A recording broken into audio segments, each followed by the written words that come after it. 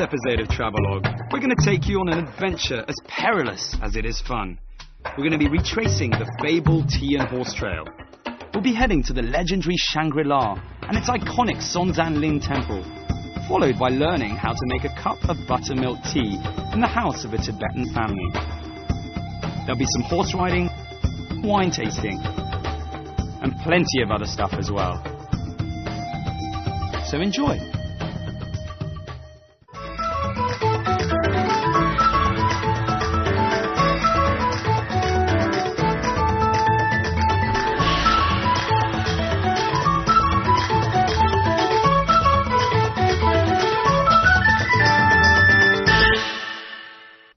Witnessing the hardships of the pilgrims to Tibet, escaping through Death Valley, and listening to hymns in the most remote church in China.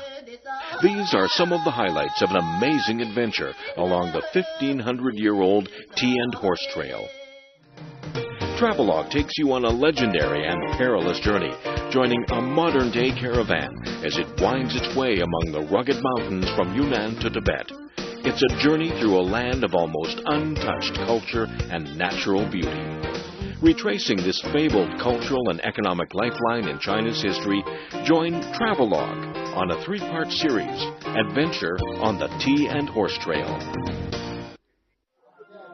The Tea and Horse Trail, a trade route first trodden 1,300 years ago, begins at Pu'er in Yunnan and ends at Lhasa in Tibet.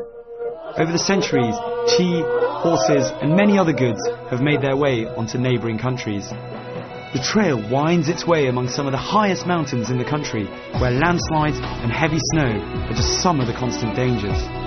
There are few other routes for cultural and economic exchange as perilous as this one. Hi! Welcome to Travelogue Special, in cooperation with Trends Traveller. I'm Mark, and over the next 10 days, we're going to take you on what is arguably one of the most notoriously high, adventurous, and perilous journeys known to man, namely the Chama Gudao. This is the Tea and Horse Trail, which was established over 1,000 years ago. I'm here in Shuhe, which is our first stop, and we're going to go from Lijiang all the way up through to Tibet. I can promise you that on this trip, you're going to have adventure, mystery, and hopefully a hell of a lot more. See you later. Our exploration of the Tea and Horse Trail begins with the Qinglong Bridge, the symbol of Shuhe. Built 600 years ago, it's the oldest bridge in the whole region. It's also a fine place just to sit and watch the world go by. Shuhe is a peaceful place where time doesn't just stand still, it actually seems to be flowing slowly backwards. A crystal clear waterway zigzags across it and disappears among a cluster of ancient buildings. When you see how beautifully preserved the place is, it's hardly any wonder that Shuhe has been included by UNESCO on its World Heritage List. The leisurely pace of life creates a unique sense to somewhere that time forgot. This part of Yunnan is home to the Nasi people. One of the many interesting things about the Nasi is their women, who are known to be hard-working and resilient. As the 6th stop on the Tea and Horse Trail, the men of Shuhe would often be away on the trail, which we can still see today. Check out this cool shop. Wow. Now how old is that? That actually looks like something that the Chama Gudao might have had and put their tea in or something. So maybe this shop has got more stuff. Let's have a look.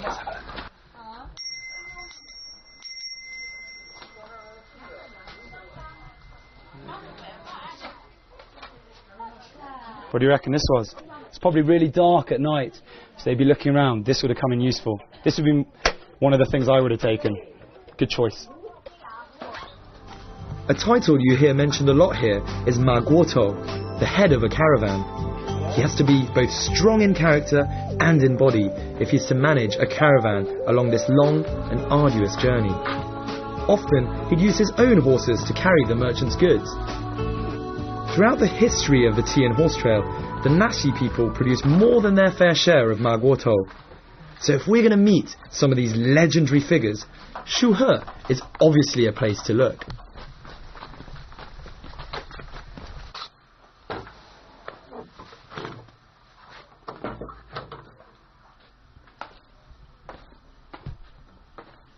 These walls really look very, very worn out. It's quite something. Can't believe there's not really much space for the horses here. Oh, bit of a new door there. Bit of a new door. So they've had a bit of renovation, haven't they? Let's go check out the rest of the house.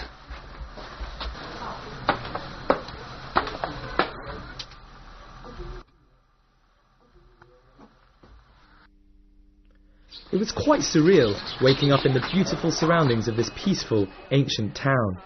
It felt more like being in an alpine village during the summer.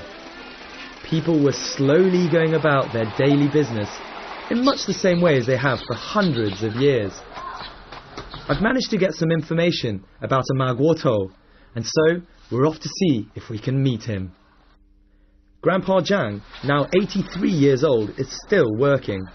Although these days he's running his own business making caravan accessories like this genuine mobile phone holder. He was 12 when he set out on his first journey along the Tea and Horse Trail. Nowadays, people come from all over the world just to listen to him and to buy some of his goods as souvenirs. But I'm more interested in his first-hand experience that he recalls as though they happened only yesterday. 小雪们就半夜走，天亮走，连夜都走了，那我苦得很，路窄得很啊，碰着我儿子了，牲口多走摔在那个南长桥头去了。有一个我们的伯打老熊说，打着一个老熊，没有个拿那个老熊，谁不都冲了吗？死球了吗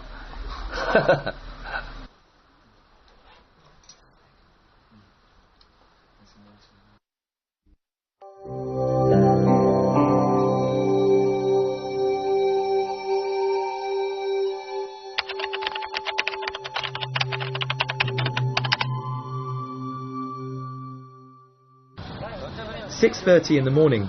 This is our first day, and there's a high level of excitement to match the high altitude. The people from Trends Traveller are checking every last detail. The food, the cars, the oxygen. That's no surprise with a convoy of 21 cars and 83 people to look after. For most of us, this is the trip of a lifetime, whether we come for the culture, the scenery, or even romance.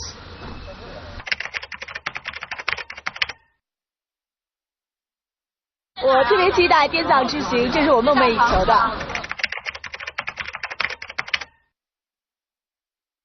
了解一些古老的，就是马帮文化吧，走一下这个产马之道。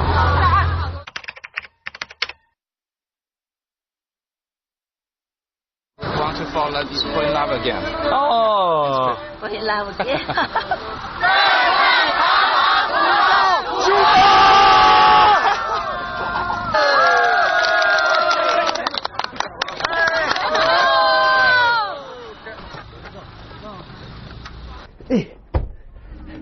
拜拜，李江，加马古道。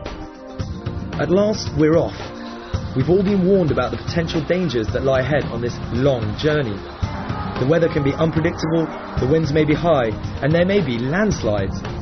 Let's not forget, there is always the possibility of succumbing to altitude sickness. It all adds to the excitement, and even the fear. But surely there can't be anything to worry about at our destination today, Shangri-La, which I only know from James Hilton's famous book, Lost Horizon. According to Tibetan Buddhist scriptures, a Shangri-La is a place where human beings, animals and nature live in perfect harmony. And this is a pretty fair description of the Shangri-La as it appears in James Hilton's book. Ever since the early years of last century, Shangri-La has been an important business and transportation hub on the Tea and Horse Trail. Culturally speaking, most people here are Tibetan Buddhists. In a place blessed by Mother Nature, where the scenery is so incredibly beautiful, Tibetan and Yi people have had no trouble making a happy home for themselves.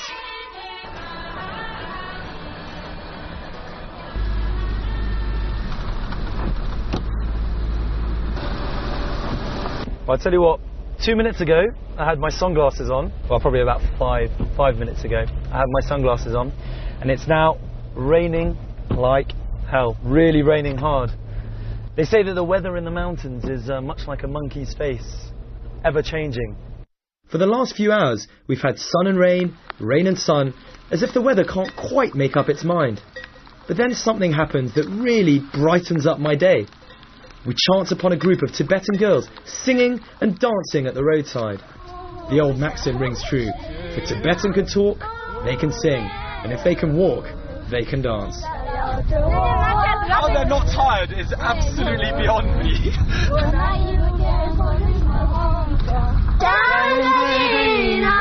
I know that bit, Shangri-La.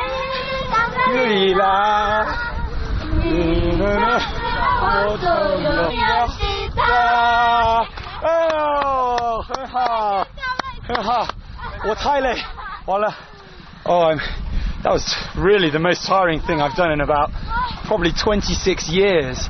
And none of them, they don't even look tired. They didn't even look tired. Look at me, I'm getting old.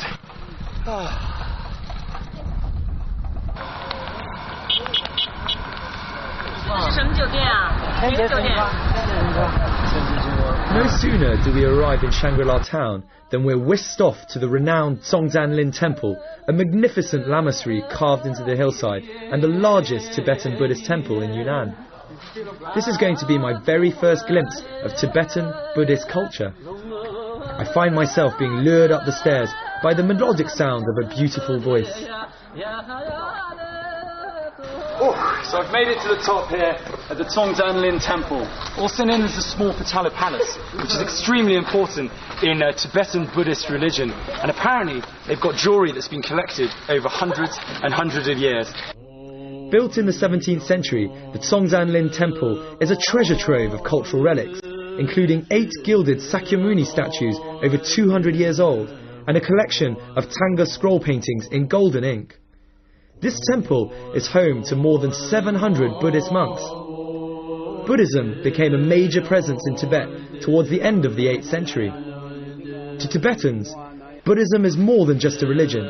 It's a philosophy emphasizing compassion and self-sacrifice. Children as young as 5 are sent here to become monks. This place is pretty empty right now because we're here in late afternoon. But if we came here at 8 o'clock in the morning, we'd find over 100 monks congregated, talking, debating, and exchanging ideas about Buddhism. See, to reach the highest level, which is the equivalent of a doctorate, you'd actually have to really, really have a deep knowledge of Buddhism.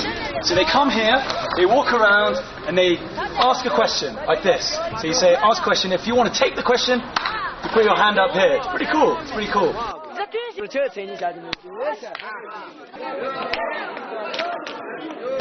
Ooh, this looks like somewhere that... here we go. All money buy me home. Tibetan saying to bring me peace and good luck. And so I'm going to put a bit of money in here and hope that Buddha brings me good luck too. Not far from the lamasery, I come across a Tibetan farm. Now, this is my chance to see what life's like for an ordinary Tibetan family here.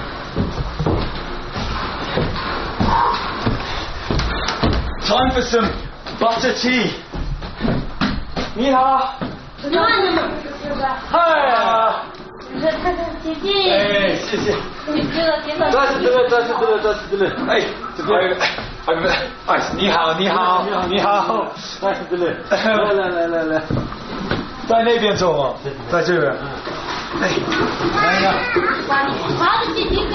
I've very kindly been invited into a Tibetan house. We're still in Shangri-La, but I was feeling a bit cold outside, so saw the fire coming out of the top. Thought, come in here and try the famous buttered tea milk. Buttered milk tea even. Sorry, try that. 你说什么？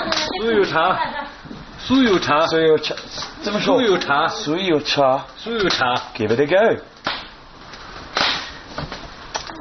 Ooh, that's warm, and probably something you should come and try yourself. It's got a very specific flavour. 谢谢谢谢。你也有吗？这是的嘞，加西的嘞。哎呀。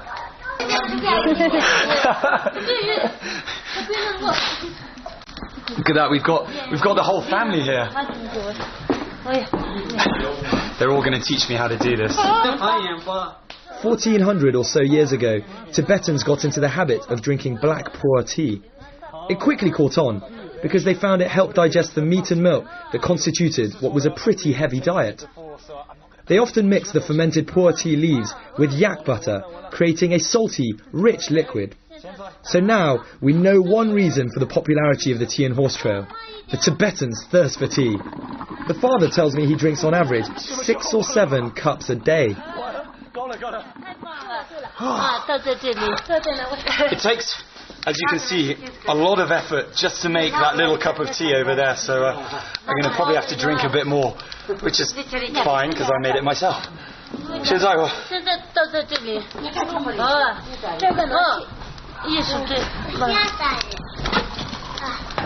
I don't think I'll ever forget the generous and heartwarming welcome I received from the Tibetan family.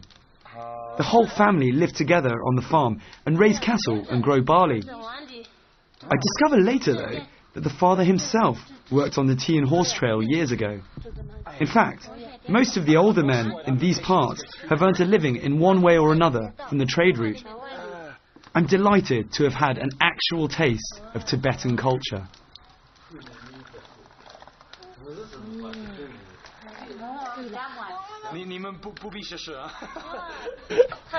I don't think they need to try mine. So let's see what a Mark special Tibetan tea tastes like. Come on, Mark, you can do this. Yeah. Little less butter. Still very. It does actually want. Second time round, I was being a bit unfair over there. Cheers. We're in the Shangri-La outdoors, surrounded by animals. I really don't feel like I'm in China. I feel like maybe this is Germany or Switzerland or something. I've made a lot of good new friends today, so we're ready to... Sad to see them leave, huh? Let's go, let's go.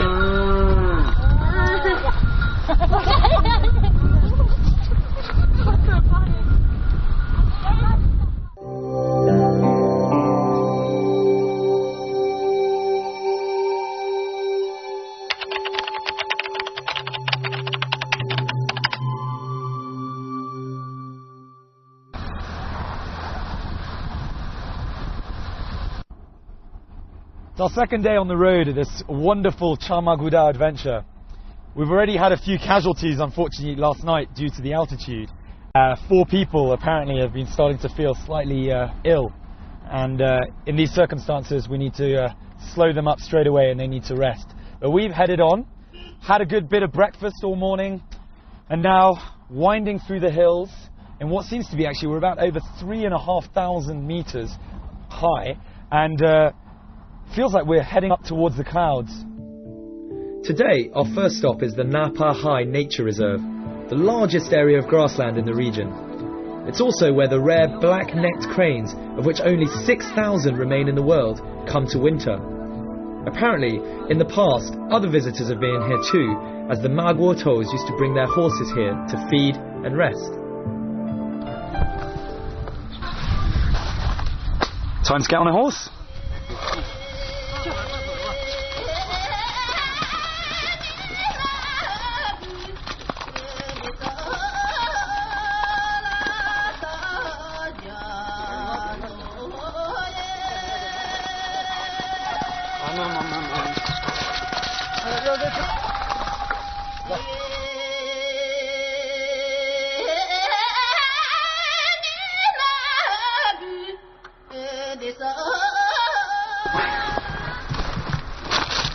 Stuff like this really annoys me. We're in a place of immense beauty. I mean, immense beauty. And it's not like they get people around here coming to clean up every week. So we really should be careful about throwing stuff. But that said, have a look at where we are. Just look at this. It is absolutely breathtaking. And not just because we're at 4,250 meters, because obviously that does take away the breath as well. But just the sheer beauty of it. I just spent the last 30 minutes just taking pictures and using my video camera. It's amazing. I guess we all have our own idea of what paradise is like, but I'm sure few people would disagree that there's something quite enchanting about the tranquility and untouched beauty here.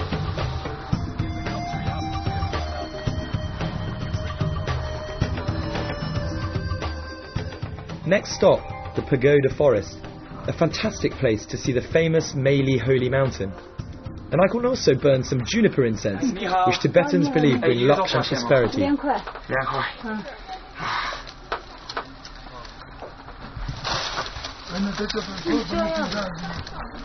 So, what I actually do is I put the leaves in here and make a wish.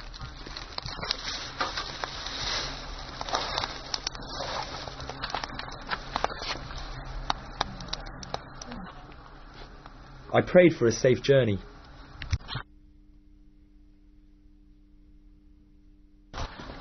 Whew. So I'm here in this wonderful little sort of tower on the edge of a mountain that's filled with Buddhist scriptures that are put up here essentially to bring luck to travellers, so that the wind passes through and brings luck. And over there we can see the Meili Mountains. Everywhere you go in Tibetan inhabited areas, you'll see the bright prayer flags. The 5 colours correspond to different elements: earth, water, fire, cloud and sky. As someone with a fascination with borders, Deqing was for me a great place to come. There's Sichuan to the east, Tibet to the west, and Myanmar to the southwest. There's plenty of atmosphere, mainly thanks to the busy main road that dissects it. Deqing was probably best known for its many inns, where weary Magua toes could take some well-deserved rest. Although a dozen ethnic groups call Deqing home, the county is 80% Tibetan, which creates a real cultural melting pot. Over 1,000 years ago, the area was one of the main hubs of activity on the Tea and Horse Trail.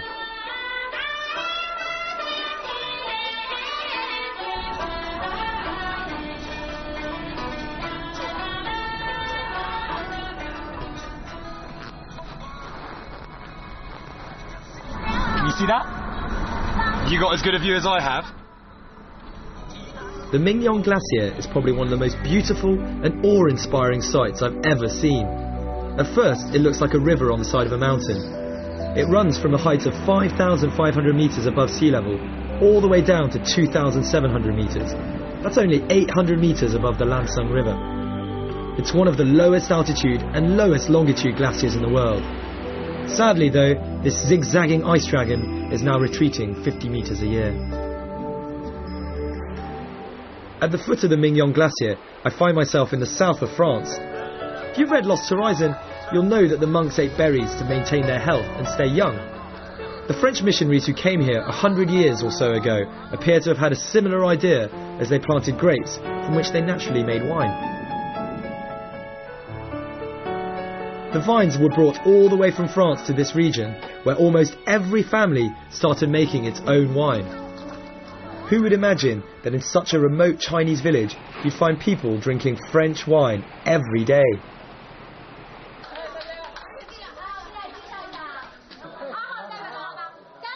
There are 5 major activities planned for the whole group during our Tea and Horse Trail adventure.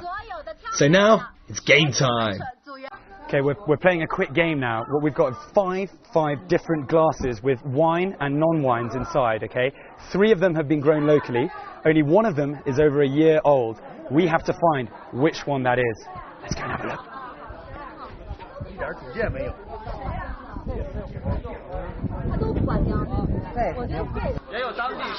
The group are taking their tasting very seriously, although some of the tasting methods do seem a little unorthodox.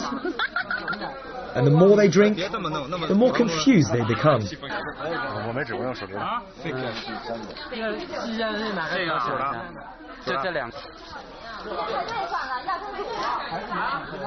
You want to try? This is where I swoop in with my highly refined palate. It's not number 5. 4 is too light because the wines here, I've been told, are much darker. So that's an insider's tip. 3 actually tastes all right. 说好，说好。I was right. It's wine number 3. There's a prize for the winner. A glass of fine wine bottled just 10 days ago. Maybe I am French after all. 看到了梅里雪山，然后走到这个地方来喝这个葡萄酒，觉得简直是太美好了。云彩离我都很近，好像是在云彩里喝酒的感觉。这边的酒有一股古朴的感觉，特别淳朴，就像这边的人民一样。Everything is different, and drunk the wine is different, really different. You want to try? Come here. The Meili Holy Mountain has 13 peaks that are over 6,000 meters. The highest is Kawa Gerbor, which means the god of the snow mountain. Legend has it that the peak is the incarnation of a Tibetan god who helped drive away an evil spirit. Kawa Gerbor remains unconquered to this day, but at least we were lucky enough to see the top.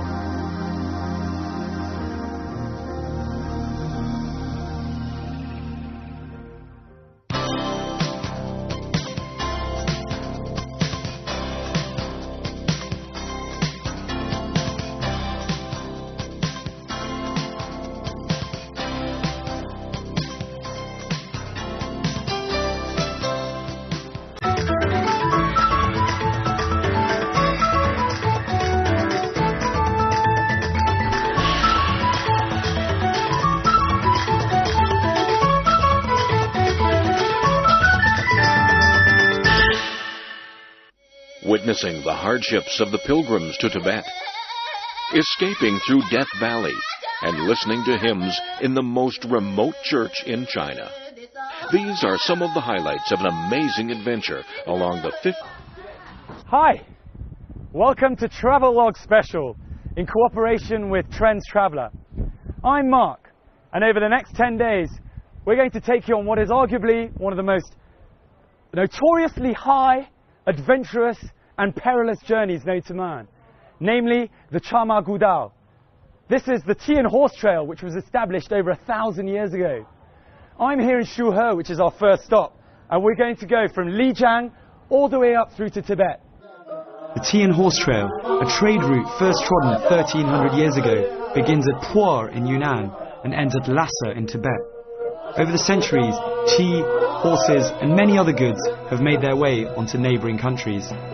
The trail winds its way among some of the highest mountains in the country, where landslides and heavy snow are just some of the constant dangers.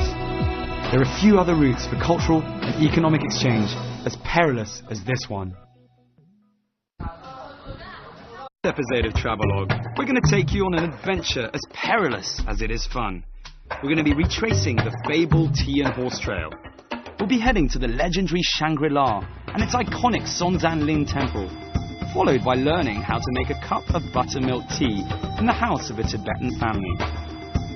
There'll be some horse riding, wine tasting, and plenty of other stuff as well. So enjoy! 1,500-year-old Tian Horse Trail. Travelogue takes you on a legendary and perilous journey, joining a modern-day caravan as it winds its way among the rugged mountains from Yunnan to Tibet. It's a journey through a land of almost untouched culture and natural beauty. Retracing this fabled cultural and economic lifeline in China's history, join Travelogue on a 3-part series, Adventure on the Tea and Horse Trail.